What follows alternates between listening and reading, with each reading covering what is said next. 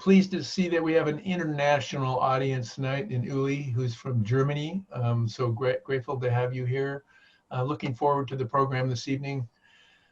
Chair's Front Porch is an opportunity for us to bring you the different kind of programming that's going on, what's being created and what's ongoing, so that you know the different options and things that you can do in this moment in time, and offerings that generally we haven't had a chance to sort of put it out in this way. The other intention for us, which is a really big intention from my perspective, that keeps us connected and in relationship. Part of the way we've built the structure is to have breakouts in all of these, so far all of these, so that we can get from bigger to smaller groups and get more connected. That's one of the pieces of this project and this work that we do and are a part of that's really, really special for all of us. And so thank you for being here. Thanks for taking the time that it takes to be here, and welcome to Mayor's Front Porch. I'm going to ask Ed, who's the chair-elect, if he would, to bring us together. After that, Brian will take it, and off we'll go. Thanks, Ed. Paul just relapsed into a past life and said Mayor's Front Porch, but it's actually the Chair's Front Porch. Okay, let's just, if you can, if it's safe for you, put your feet on the floor and take a couple of deep breaths together. Let's start by acknowledging that we gather on land that was the traditional land of First Nations peoples. For me, Paiute and Washoe. For you, substitute the names of the people on whose land you sit. And we honor with great gratitude the land itself and the people who have stewarded it throughout the generations. Also, we acknowledge and honor the Black, Asian, and immigrant people who built the wealth and infrastructure of this land, much of it as slaves or racialized minorities. We commit to building a just and equitable world together, and for people of all colors, a planet more secure, harmonious, safe, and life-giving for all creation. Breathe into that, and I'll turn it over to Brian. Thanks, Ed. So as Paul said, the three chairs, Paul, the current chair, Ed, the past chair, and I'm the chair-elect for MKP, bringing you a series of talks on various topics. Tonight, we're very lucky to have the Better Man movement to deliver a talk. They're a partner with MKP is a sponsor of the Better Man Conference, which has very similar goals to the Mankind Project in creating that emotional literacy and vulnerability and accountability. Very happy to welcome men from the Better Man movement tonight, and looking forward to the presentation. Boyson, would you introduce our two speakers tonight? I will. Hey, everybody. Boyson Hodgson, MKP USA Communications and Marketing. And we have two presenters tonight from Better Man Movement who I have been honored to hang out with a couple of times at the Better Man Conference and get the pleasure of working with them both kind of behind the scenes with the MKP USA partnership. So first, I'd like to introduce Chris Bell. Chris, if you can wave. Chris is a partner and a co-founder of the Better Man Movement who brings more than a decade of professional experience in multimedia, strategic communications, and culture work. She's designed, directed, and produced various initiatives within corporate and nonprofit sectors focusing on inclusion, diversity, and social change through strategic use of media and communications for connecting and engaging different audiences. So Chris, thank you for being here. And she's also just a riot to hang out with at the back of the room at a conference, which is the best. And Robert Bevan. Robert, will you wave at the crowd? Robert's a new Warrior brother. He did the NWTA in 2017. He describes himself as an ally in training. He holds a BS in authentic leadership and organizational development, and he believes that it's the responsibility of men who most often hold positions of power to use that power and their privilege to drive positive change and ensure everyone feels welcomed, valued, respected, and heard at work. So by meeting C-suite leaders where they are and without judgment, his goal is to help them see workplace dynamics through a new lens so they can create more impactful organizations from the top down. Something different with my setup, and I don't know if it's working, but you will deal. Imagine your friend is building a house and they ask you to help, but you've never built a house before. So it'd probably be a good idea for you to put on some protective gear and listen to the person in charge. Otherwise, someone's gonna get seriously hurt. Look, I'm helping! It's the exact same idea when it comes to being an ally. An ally is a person that wants to fight for the equality of a marginalized group that they're not a part of. We need your help building this house, but you probably should listen so you know what to do first. Let's do this. So here are my 5 tips for being a good ally. Understand your privilege. Now, a lot of people get hung up on the word privilege, so let me break it down for you nice and easy. Privilege does not mean that you are rich, that you've had an easy life, that everything's been handed to you and you've never had to struggle or work hard. All it means is that there are some things in life that you will not experience or ever have to think about just because of who you are. It's kind of like those horses that have those blinders on. They can see just fine. There's just a whole bunch of stuff on the side that they don't even know exists. So for example, there are currently 29 states where you can legally be fired for being gay, and there are 34 states where you can legally be fired for being trans. Now, as a straight cis woman, those are things that I don't have to ever think about if I don't want to. I'm not gonna be fired because I'm straight, and I'm not gonna be fired because I am cis. So it makes sense that before I can fight for the rights of others, I have to understand what rights I have and others don't. That's privilege. Listen and do your homework. It sounds like a no-brainer, but it's not possible for you to learn if you aren't willing to listen. So you gotta know when to zippa the lippa. I don't know. You get what I mean. But that's the thing that's so cool about social media. There are so many people sharing their stories all around the world and connecting with people that they normally would never get a chance to without the power of the internet. So do your homework. Start reading blogs, tweets, news articles, and stories so that you can get caught up on the issues that are important to the communities that you want to support. Speak up, but not over. If the Fight for Equality was a girl group, the ally wouldn't be the lead singer or the second lead singer. They'd be Michelle. An ally's job is to support. You want to make sure that you use your privilege and your voice to educate others, but make sure to do it in such a way that does not speak over the community members that you're trying to support or take credit for things that they are already saying. This isn't Mario Kart. Stay in your lane. Realize that you're going to make mistakes and apologize when you do. Nobody's perfect. Unlearning problematic things takes time and work, so you are bound to mess up and trip and fall. But don't worry, you can brush yourself off and get right back up. And back up! Just remember that it's not about your intent, it's about your impact. So when you get called out, make sure to listen, apologize, commit to changing your behavior, and move forward. Last but certainly not least, actually the most important thing on this list is remember that ally is a verb. Saying you're an ally is not enough. You gotta do the work. 1 through 4. 1 through 4. As always, there are links in the video description box to some of the things I mentioned in this video, along with some resources that have been really helpful for me as I've gone along in my journey to be more conscious. So I want to hear from you in the comments. What are some sites that you suggest checking out, and what are some things that have helped you become a better ally? Let me know in the comments below. Don't forget to subscribe and help see you when I see you. Bye!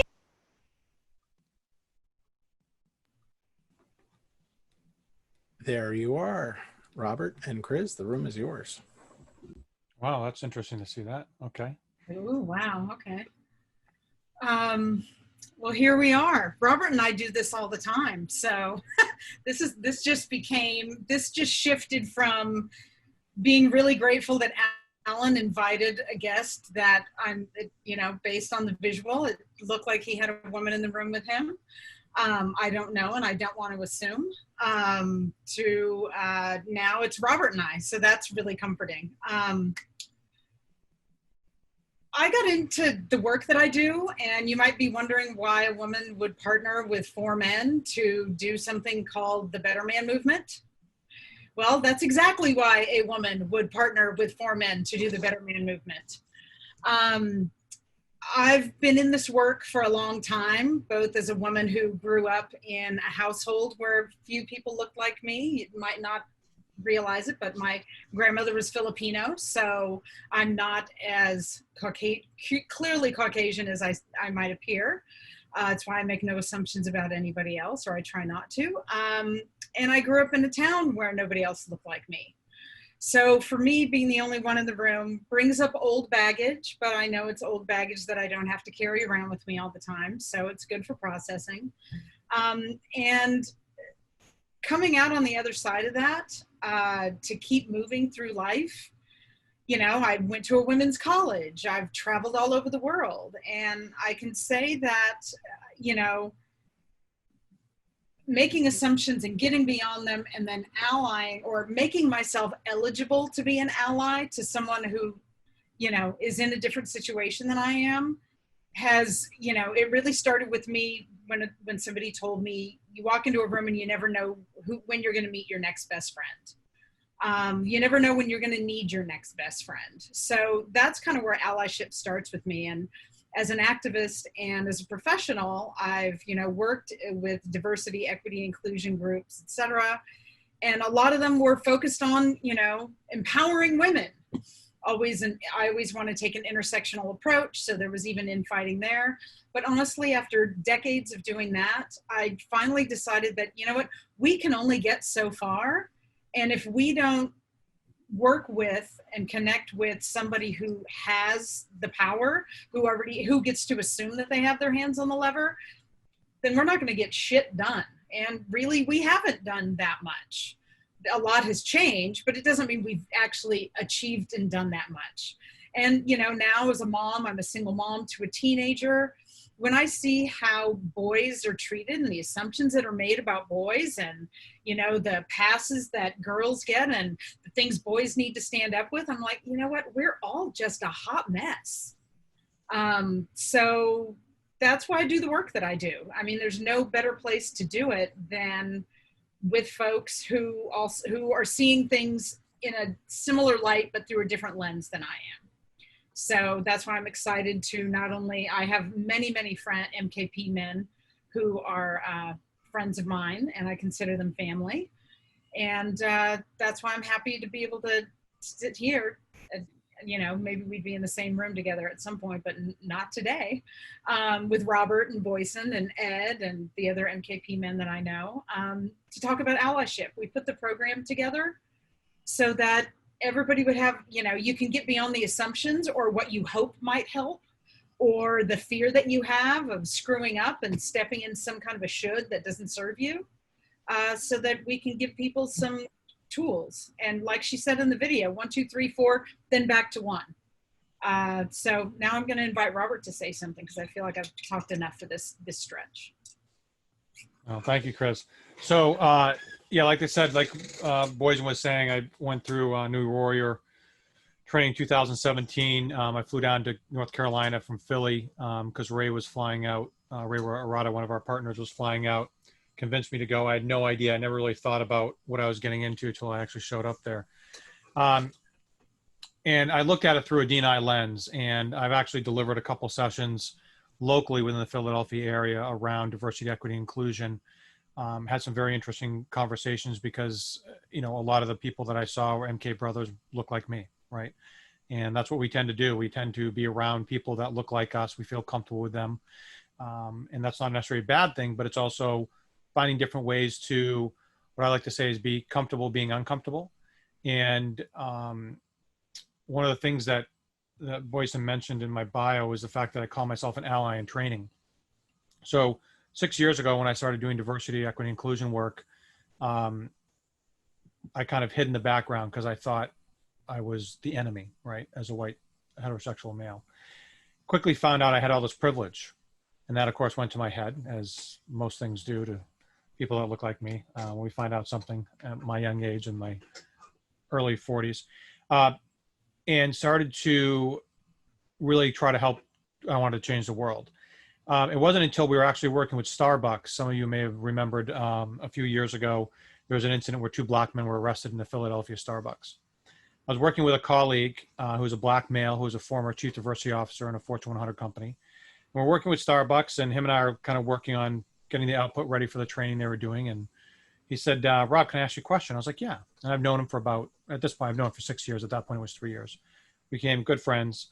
And I said, what would you have done if you were in that Starbucks? I was like, you know me, I would have been all over that. I would have been in front of the cops and, trying to push back, saying this was BS. It was okay. What else would you have done? I was like, what else could I have done? It was get arrested. It was literally like someone hit me in the chest with a 2x4. And since then I changed it to ally in training because I realized I'll never truly be a full ally. I'll never understand what it's like to be anything other than what I am. And the reality is that as I go through and do this work day in and day out, there are a lot of aha moments that I come across. And I deal with, I'm also I run a diversity, equity, inclusion firm out of New York City that's pretty well known. And one of the things I've been talking to a lot of people that look like me is about sharing those aha moments with other people that look like you, right? Because right now, regardless if, privilege is a weaponized word. It's seen as very negative. People really don't look at the context of what it is, like the woman was saying in the video. The reality is that, we want to share those aha moments of what that looks like. And one of those was recent when NASCAR said they're taking down the Confederate flag. And I saw someone posted something on some Instagram or something like that. That was a picture of the Dukes of Hazzard General Lee car. Now I'm from Boston, where we don't have racism up there, right? Because we don't have racism in Boston. We just hide it really well, right? Well, what I realized very quickly was that I'd watched Dukes of Hazzard growing up, kind of making fun of the South, et cetera, because we were the North, we were the good guys. And I never realized that the General Lee, the car was named after General Lee, and never realized that there was a Confederate flag on top of the car. And so I started sharing that as an aha moment with other executives, and they're like, wow, I never thought about that either. And the point of that is that focus around what we're focused on right now, because if we look at dimensions of diversity, and there's many of them, including white heterosexual males, every single dimension of diversity is a house. And right now the black house is on fire. We're not going to start hosing down the other houses.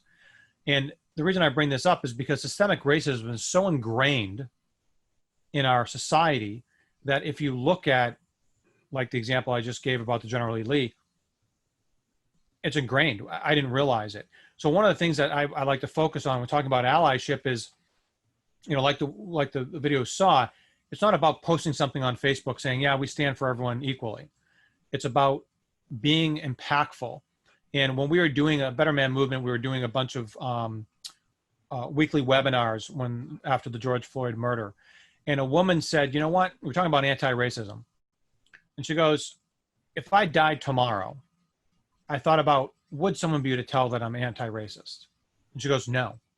She goes, because there's 2 things they could do. They could look at my calendar, and they could look at my checkbook. If they can look at those 2 things and show that I have action items around being an anti-racist, then I'm anti-racist. But right now, I can't do that. This is a Jewish woman who shared that information and said, I have a lot of privilege, but I also look at the fact that, my people have been, murdered for centuries, right? Going back to the Holocaust and even before. So, but it's about the realization of what's happening right here, right now. It's not discounting what the past has occurred, right? I came from an Italian background where the Italians were ostracized, same thing with the Irish, but it's looking at what's happening right now, right? And focusing on that and not trying to go backwards. So I'll kind of pause there and let either Boyson or Chris kind of continue the conversation around, moving through the allies journey and moving through from really, acknowledging your stuff, moving to connecting the dots and then focusing on next actions. Thank you, Rob. We've had these conversations a lot, and the things that always come up for me, are the pieces around what are people coming at me with, whether it's on social media, I'm staying at home. So the only people I really have contact with are if I go to the store and I have to tell somebody to put their goddamn mask on. So, or the people that are online. And like, the woman on the call said, it's your checkbook or your calendar. And, 2 things I would say. You got to come at it from where you're at. you know, you don't want to come out from, oh my God, I was raised in it, I've never even really spoken to a Black person before in my life, to I'm an ally and I'm going to do all that. No, allyship is collaborative. Somebody asks you, you don't get to, you know, jump in front of people, and, you know, it's not a Superman thing. You know, there's also, you got to start where you're at. And, you know, the allies journey starts with awareness. We all have different awarenesses. I have tons of Black family, you know, I have a very diverse world that I live in. And I have to have the awareness of how whiteness plays in the world, how, you know, exceptionalism is one of the most dangerous things. I have a Black friend, so I'm not, you know, that exceptionalism, to me, to be open and to look at it are some of the first tools that you can use. And it helps because we all have to start from wherever we're at on that day. Every single day you start again, because you don't know who or what or how it's going to come to you. So, you know, there's so much going on. There's so many different ways. We're all dealing with so many things, whether you're staying at home all the time, whether you have to work all the time, or your kids have to go into work and you wish you didn't have to help them do that, or maybe you still have to go to work. You know, there's a lot of inequity that's really bubbling up right now. And I think the best way for us to be able to cure it and heal it is to find connection, to find out where we can come up with connection. So Carrie, if you could show the first slide, we have some slides to share, and this will help us get into our breakout session when we get there. So an ally is a person who supports equal civil rights, gender equality, and LGBTQIA+ and other social movements, and who challenges all forms of bias and discrimination. Not everyone who meets a definition identifies as an ally. An ally acknowledges that people face discrimination and thus are socially disadvantaged. They aim to use their position privileged individuals in a society focused to counter discrimination. If anybody wants to put something in the chat about how they feel about that or what they think about the definition of an ally, I would love to not just hear Rob and I talk about this all the time. So if you guys want to add something into the chat, you know, challenge it. There are a lot of people who say that ally isn't enough. There are some people who are like, I'm an ally, and I heard a woman recently who said, this man said I did something racist, and I told him, no, I didn't, I'm your ally. And I was just cringing. But you know what? Everybody starts their journey in a different place on how we're gonna connect. So what about you, Rob? What would you add to what is an ally? Well, I think I think to my point earlier, it's about being comfortable being uncomfortable. It's being an ally is, you know, I think, you know, I was raised, you walk in a mile in other man's shoes. And we really can't do that. And I was also raised on the golden rule, treat others as you want to be treated. The reality is we want to move to the platinum rule, which is treat others as they want to be treated. And it's very easy to kind of figure out how we do that. So, and someone just chatted up how we explain the last sentence. So they aim to use their position privileged individuals in a society focused on counter discrimination. Chris, you want to jump at that? Explain the last sentence. They aim to use their position. So it's really the way if I have privilege, and some of it's unearned privilege, it's as if this is probably a really horrible analogy, but it's the first one that popped into my head. If somebody has a big giant inheritance and I don't, we go on holiday and they pay for more. That's a really gross, un-PC probably way to talk about it. But it's, you know, it's using, if I'm a leader and I work in an organization and I have the power to bring other people in. If I have the power to mandate a certain thing, then I'm going to do it, keeping in mind those who might not have that power. How can I help to bring their voice in, not speak for them, but to make sure that I create a space because I control the space make sure that they get to come and they get to use their voice and they get to be heard. And then to make sure that people know how to hear them as best as they can. I see in the chat, it's LGBTQIA+. So the I is intersex, A is asexual, and the plus, as Ed pointed out, is to be sure that no one else is left out. There's a lot of different acronyms. I'm actually the president of a nonprofit for homeless families.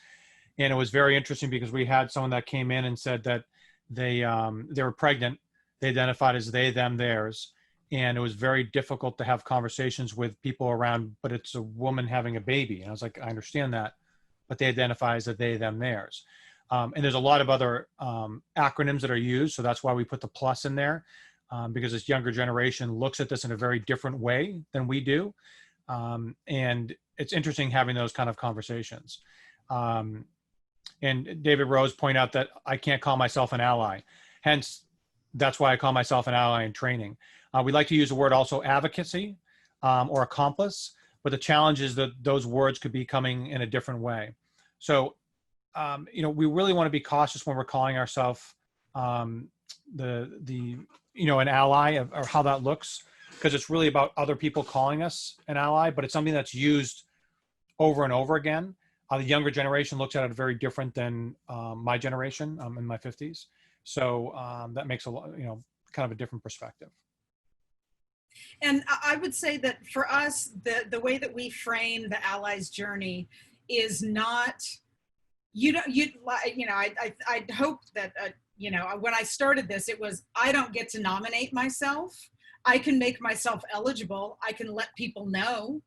But for me to stand in front of somebody to say, I'm your ally, that doesn't fly. That doesn't work.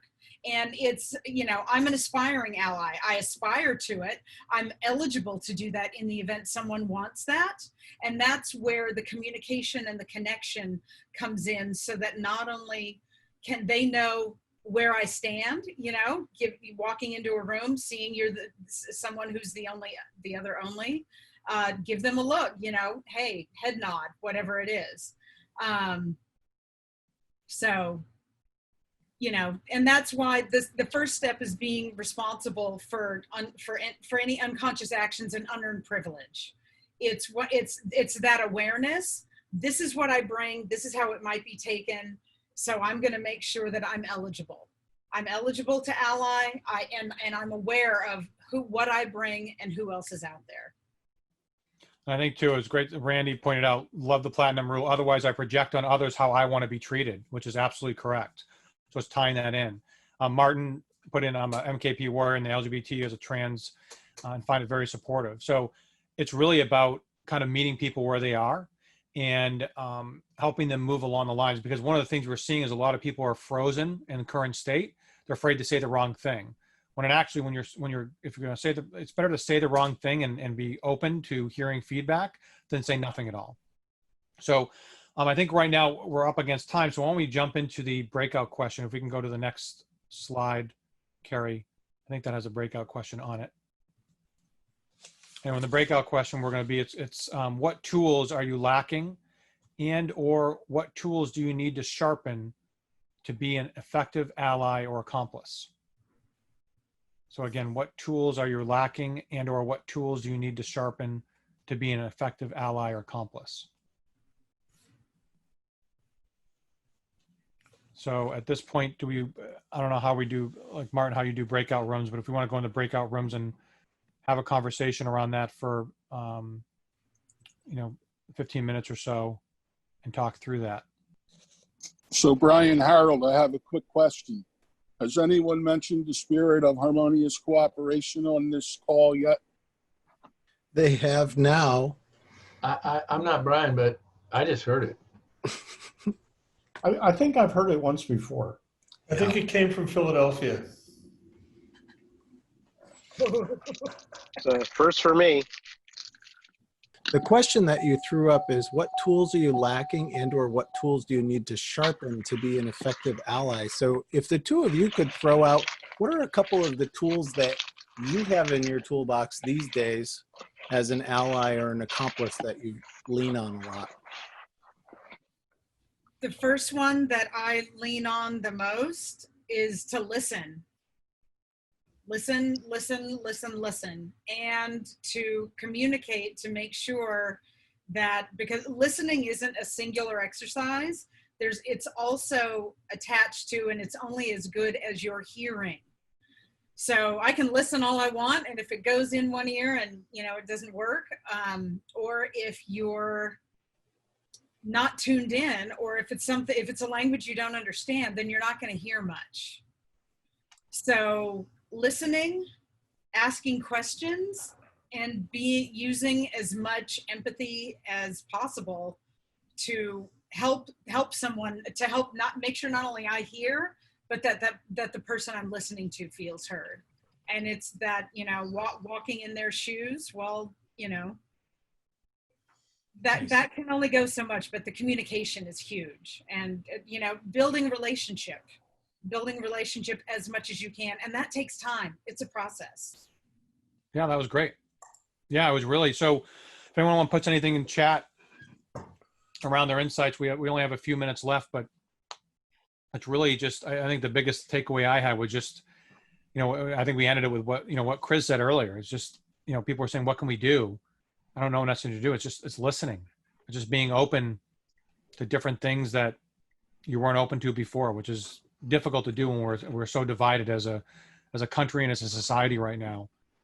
It can be very struggling to try to do that. And, we were wrapping up our piece, talking about the course. One of the big parts of the training is that, like I was telling my group that I've been in this forever. I do this for a living now. And Neil, do you mind if I share what you said? The thing that I don't mind, but I didn't say it was a racist resume. I said it was a racial resume. No, I thought you said racial, and I meant it, and I took it as my resume for racism. No, it's my resume that I'm not a racist because I've done this and I've been in that and I've been in that. Yeah. And it's to throw that out because that for me is bullshit. He blew my mind with that, and I was like, yes, I love when people do that. In the course we're doing, it's not about beginner versus intermediate, because we all start with the same thing every day. You got to start over every day. And one of the pieces, what you do, or what, this is not a, this is what you do, and I'll take your credit card, you can Venmo me, and then we're done. It's about tuning your head to your heart so that your hands know what to do. Because everybody doesn't want you to be an ally.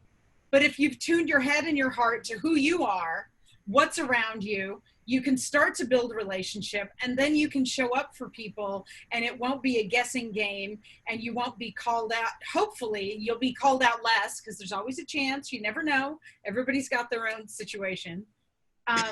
You won't be called out for, hey, I really didn't need you to stand up for me that way. I got this. Or guess what? The 5 Black people may feel like that. We're not a monolith. So no, that's not my experience.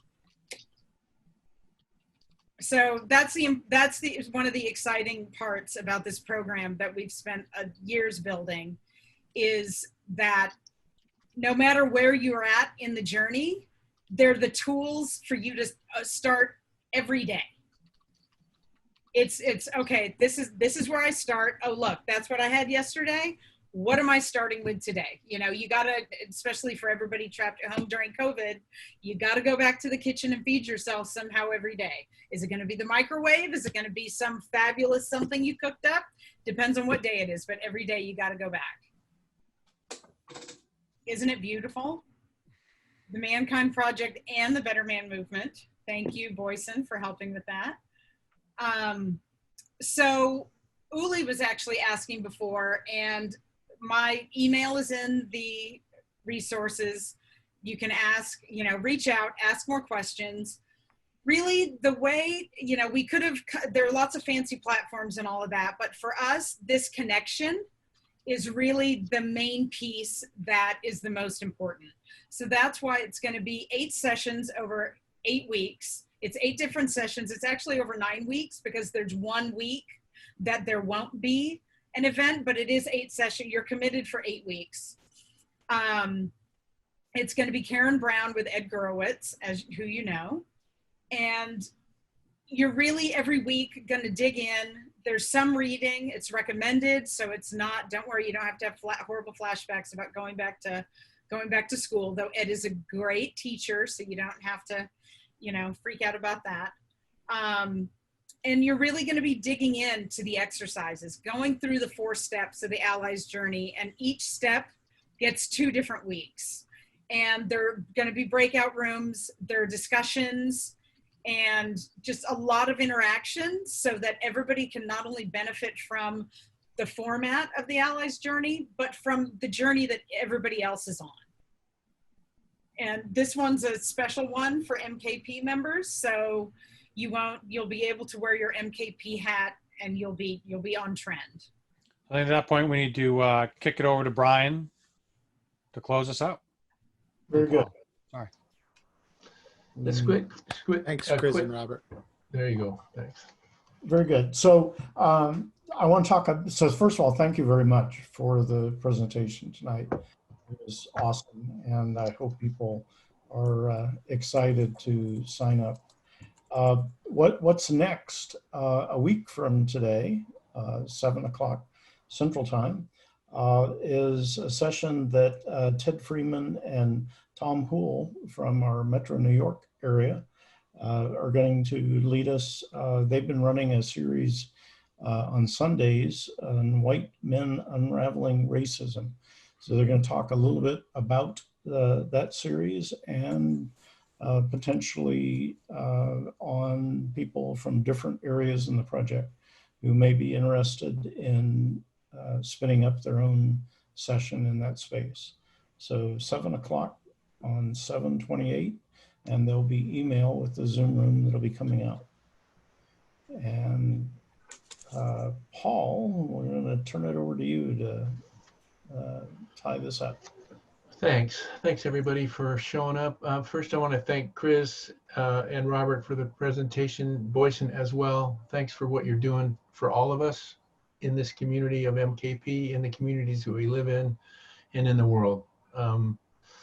The Better Man movement is making a huge difference, particularly in this moment in time, as it has been all along. So thank you for that, and thank you for coming tonight and helping us out. To the group itself, to all of you in the audience, it continues to be really touching for me to see our willingness and to watch the vulnerability that happens in these sessions. Thank you for coming and showing up and presenting all of yourself in the small groups. I really, really appreciate that.